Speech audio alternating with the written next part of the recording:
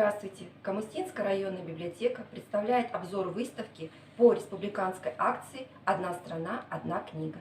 В Казахстане республиканская акция «Одна страна, одна книга» проводится с 2007 года по инициативе Национальной академической библиотеки Республики Казахстан и Библиотечной ассоциации Республики Казахстан при поддержке Министерства культуры и информации Республики Казахстан.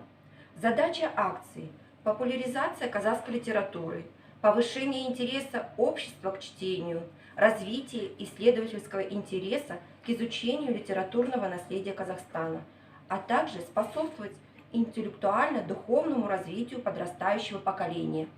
Акция находит множество своих поклонников и почитателей, которые, вопреки разговорам о снижении интереса к чтению, с удовольствием читают, обсуждают, изучают произведения казахстанских писателей и поэтов, рекомендованных всеобщему прочтению. К 30-летию независимости Республики Казахстан в целях развития и пропаганды казахской литературы проводится весь год духовно-культурная акция «30 книг» в рамках 30-летия независимости. На нашей выставке представлены 5 разделов литературы по 6 книгам.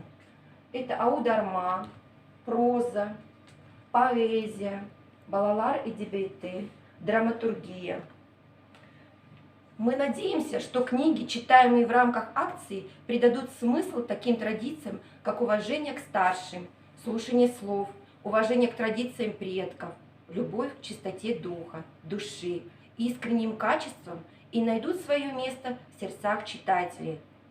Конечно, не вся литература у нас имеется в библиотеке, но некоторые из них представлены у нас на выставке. Кто заинтересовался, приходите, пожалуйста, в нашу библиотеку, которая находится улица Косьмы, 19. Ждем!